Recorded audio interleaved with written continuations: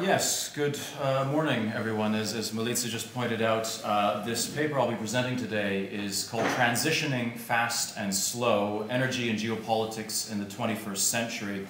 And it was co-authored with Facundo in the back there, but he has kindly given me the honor of presenting it myself. It's always a rather unhealthy thing to begin a presentation with a disclaimer or a warning, but that's exactly what I'm going to do. I'm an intellectual historian by training. I am not an energy expert, although that may actually work to my advantage given the ill reputation of many experts in the world today. My area more recently is in classical antiquity, and although the ancients didn't know a lot about climate change, they knew a little bit about different forms of energy, and when it came to public debate, they knew a great deal about hypocrisy, and I can't help but feel that there's a little bit of that in energy policy debates today. Now that being said, my talk then is going to be more of a work in progress from an outsider's perspective, an outsider concerned with the state of public debate on these matters. And therefore I leave it to you to decide whether an intellectual historian's foray into this field was worthwhile or not. And so comments and suggestions at the end for continued work in this field are most appreciated. Okay, I use as the baseline for this paper a report published 2 years ago called A New World, the Geopolitics of the Energy Transformation. And this was done by the Global Commission on the Geopolitics of Energy Transformation. And so what I'd like to do is just begin by very briefly summarizing the general gist of their report and then go into some critiques. Essentially, what the Commission has concluded is that in looking at the future geopolitical position of various states, there are two hinge factors of some importance. One is the extent to which the country is dependent on trade in fossil fuels, and the second is the extent to which the country is invested in renewable energy technologies. And with these two measurements, what the Commission believes is that in the future, countries such as the United States will be very in a good position moving forward, as well as Europe, Japan. I mean, the Energiewende in Germany comes in for special praise, for example. China, too, though, because of its investments in renewables, is also slated to be in a strong position, according to the Commission. Countries that are not so strong are going to be Russia, for example, due to its comparatively lackluster performance in renewable investments, and then other countries that are heavily dependent on fossil fuels, not to mention with little to no renewable investment and with weak economies and structures of governance such as Libya, Angola, and South Sudan. Now, the hope in general is that the transition to renewables will lead to greater energy independence all across the board and be better for absolutely everyone. It'll lead to greater decentralization, the Commission argues. It will lead to trade that is characterized more by normal instead of natural comparative advantages, and I'll get into that a little bit later in my talk. Finally, choke points such as the Straits of Hormuz or Malacca will become less important. So too will alliances based on fossil fuels, like OPEC, for example. And they predict and hope that alliances based on renewables, such as the International Solar Alliance, forged in the wake of the 2015 Paris Agreement, could become the OPEC of the future. Okay. That's in very broad strokes what the Commission has said here. Now to move on to just some critiques. The first one concerns a notion that pervades the entire report, which is the idea of peak oil, specifically peak oil demand, which they believe that we'll reach by the middle of this decade.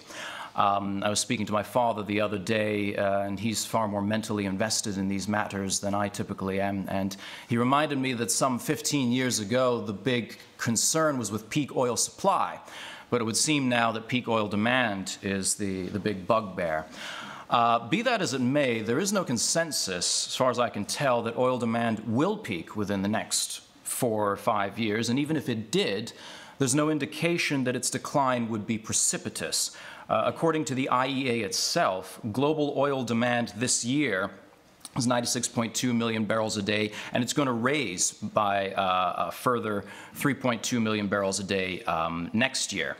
Similarly, while a fall in demand is always conceivable due to additional lockdowns or politics, for example, even the IEA's Sustainable Development Scenario, which is based on severe climate policies, projects global oil demand at 80 million barrels a day in 2040. So oil continues to be make up an incredibly important share of the global energy mix, and several factors contribute to its stickiness. One is its usefulness in the transportation sector. Additionally, unlike some renewable energy sources, petroleum is also used in the production of plastics, solvents, and numerous household items. Additionally, there are fast-growing countries such as India and China whose thirst for oil has not necessarily abated. And what that probably means is that some of these straits in question, or areas such as the South China Sea, will indeed retain their importance for some time to come. 80% of China's oil imports run through the South China Sea, as do 30% of world trade flows, 15 million barrels a day of oil, and a third of the world's liquefied natural gas. So assuming that demand doesn't go down then, scaling back oil production, for example, in the United States, could well work to the advantage of more authoritarian regimes, Russia, the Gulf monarchies, etc. And these regimes then will have more money to invest in their projects and less incentive to reform in a more green direction. So, ironically, for the Biden administration, for example, by throwing away the shale advantage, the U.S. risks implicating itself back in the Middle East, from which it has been trying to extricate itself. Okay, so that's peak oil. The second area is leapfrogging. So this is the notion that the developing world is going to be able to reach the same degree of growth and prosperity that we enjoy here in the West by skipping the dirty phase of industrialization that we went through and going straight to, let's say, solar and wind. For example, I quote here the Commission, by adopting mini-grids and decentralized solar and wind energy deployed off-grid, just as they jumped straight to mobile phones and obviated the need to lay expensive copper-wired telephone networks. Now, the cases are not necessarily analogous, and here I draw primarily on the work of Arthur van Bentham in an article published in 2015, Energy Leapfrogging. He argues that technology leapfrogging needn't translate into energy leapfrogging. Developing countries today have more energy-intensive industries as well as more energy-intensive consumption behavior compared to industrialized countries at the same income level in the past. And moving from wood or coal to solar and wind is feasible only if the latter can provide the same level of growth as conventional fossil fuels. But where the priority for advanced countries is renewables and addressing climate change, developing countries are typically preoccupied with, shall we say, more mundane matters such as growth and survival. And they'll take it on the cheap if they can. More to the point, institutional factors prevail. Energy subsidies and weak environmental policies can hinder the shift to renewables. The upfront costs of renewables may also not be worth it. And even if they are, capital markets in developing countries may not attract investment in the most efficient sectors. Finally, advanced countries' production processes relying more heavily on highly skilled workers and capital may not translate easily into developing countries based more on labor. So that's Bentham, and I would add to that just a couple more general points. One is we see that one of the sticking points for the COP26 negotiations is aid from developed countries to the developing countries. How much, how exactly should it be spent, on what, etc. There's increasing talk in Europe and the United States of carbon tariffs. I wonder if carbon tariffs against some of these emitters, for example, in the third world. I would add that the third world, the developing world, includes countries like China, which is the third biggest recipient of climate-related finance. If so, all of a sudden the developing countries will begin to turn more to, let's say, more flexible countries when it comes to environmentalism, such as Russia and China. I fear that in the worst case scenario, the West may be accused of some form of, you forgive the phrase, but environmental imperialism. The third point, so that's leapfrogging. The third point concerns decentralization and democratization. The Commission assumes that renewables will lead to greater decentralization and democratization. Now, oh, that it were so, because on the face of it, it's quite logical. Wind and sun are more ubiquitous than oil. They don't need to be transported or refined. It's easier for individual households to, convert the sun's rays into electricity than to actually set up their own oil rigs and refineries. And so ideally, you could have individual households experimenting with their own configurations of energy production. I mean, it would be a perfect example of Hayekian spontaneous order in action. Sadly, I'm rather pessimistic on this and on many issues in life in general, and I think that the tendency we see in many matters of importance in the world today is towards greater centralization, and I think that's going to remain the case when it comes to energy security. Even with the concerted effort to decentralize energy provision, logistical problems will arise. The size, for example, of wind farms and solar farms relative to their efficiency. If anything, I think we can expect increasingly stringent regulations in clean energy standards, whether the result of environmental lobbyists or overzealous bureaucrats, because after all, they will say that standards must prevail. Energy producers and consumers will have to comply, and so the state might very well relieve them the trouble of by overseeing production, provision, and trade, as it is done in so many other areas of our lives. I'll skip on to the fourth area, which is the Commission uses some dubious dichotomies, and I think as a result makes certain categorical errors. For example, one of the ones that they use is this one between normal and natural comparative advantages. So a country has a natural comparative advantage when it has natural resources like oil fields. But renewables, because they're much less geographically concentrated, this means that a country can specialize in those aspects of renewable energy trade in which it has a comparative advantage based on factors like technology or relative price or cost of transport. But I think that the terms mislead. I don't get the sense that there's anything more normal about a comparative advantage based on technology or price than on geography. Similarly, some countries are blessed with more sun or wind or water, just like we as individuals are blessed with different attributes, be they physical or mental or aesthetic or what have you. At the end of the day, we, much like countries, all make use of the means at our disposal. Or we find new means and uses. Fossil fuels, for example, were not valuable until we found uses to which they could be put. The implication in the Commission's natural-normal dichotomy is that the former, so natural, are unfair advantages because unequal, and that a level playing field is called for. But this is a sort of logic that permits of no end and could end up in inequality of outcome. A more intractable dichotomy persists, though. Contrary to the Commission's assumption, in the quest for clean energy, fossil fuels are not incompatible with renewables or with lowering emissions. We've seen, for example, in recent years, a great deal of the emissions reduction in the United States has been due primarily to the transition from coal to natural gas, from one fossil fuel to another almost equally maligned fossil fuel.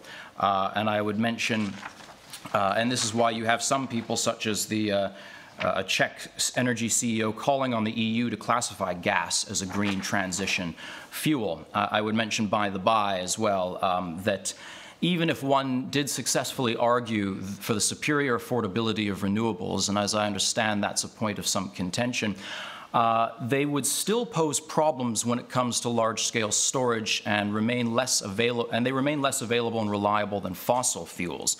As the energy scholar Václav Smil has pointed out, ironically, gas turbines are one of the best ways of providing backup generation. Finally, one of the other areas where fossil fuels are not necessarily the polar opposite of renewables is when it comes to these energy transition minerals like lithium, graphite, nickel, rare earth metals, which are necessary to manufacture everything from electric car batteries to solar panels to wind plants, and whose mining also causes pollution. Steel, additionally, is needed for sources of renewable energy, and 70% of global steel is produced with blast furnaces that burn coal in order to remove oxygen from the iron ore. ETMs, the energy transition minerals, are required in greater quantities for green energy machines than conventional energy machines, and so demand for them could skyrocket. According to the World Bank, demand could rise by more than 450% by the year 2050 if countries hold to the Paris Agreement. The other problem is where a lot of these minerals are located. So we know that cobalt, half of the global supply of cobalt is in the Democratic Republic of Congo. 80% of lithium is in Australia, Chile, Argentina, 60% of manganese, South Africa, China, Australia. But the killing point, perhaps the most important figure, over 85% of the global supply of rare earth elements comes from China. And so the power and influence of China over critical minerals have increased in the last few years, such that it's virtually impossible to envision a renewable energy transition without China playing a key role at some point in the supply chain. The transition, therefore, will not necessarily create greater energy independence, but it could just as easily lead to new dependencies. Now, will China be able to play the disruptive role with energy transition minerals that OPEC has played with oil? I don't know, but I don't necessarily think it would be as severe. I think it's partially a question of how ambitious energy transition countries choose to be. To put it perhaps excessively bluntly, fossil fuels are essential to modern civilization. Renewables are not. They are a luxury at the present moment. If China makes energy transition minerals prohibitively expensive, then countries will be forced either to curb consumption and growth in the name of clean energy or to revert to fossil fuels. But at least in theory, they would have a choice. Then I'll bring it straight to the conclusion here. Okay, so at the end of the day, clear-headed thinking, I think, is about the transition requires acknowledging that a wish is not a fact. The Commission claims too much for the energy transition in their conclusion, and I cite them. Most importantly, they say, renewables improve human welfare in ways that are not captured by GDP statistics. Properly designed, they can be applied to promote social justice and human welfare, encourage local empowerment and local wealth generation, contribute to a safer climate, improve public health, and advance gender equality and educational opportunities. The adoption of renewable energy will ease progress towards all 17 of the Sustainable Development Goals, and not just the goal that relates to universal, affordable, and clean energy. So, end quote. This is too wishy-washy and utopian. The transition will likely be slower than expected, and it has the potential to create as many problems as it solves. For the paradox of the clean energy transition is that, if I'm not mistaken, it's the first energy transition taking place not due to scarcity or inefficiencies in our present energy sources, but due to a sense of guilt and stewardship for the planet. And it's wonderful that we have that luxury to have that guilt and sense of stewardship. Now, I've thus far tried to avoid discussing climate change, even though it's the elephant in the room. It is the principal driver in my mind behind the urgency in the move to clean energy. And we are told we do not have much time and must act now. But can politics abide the transition? We shall see. Thank you.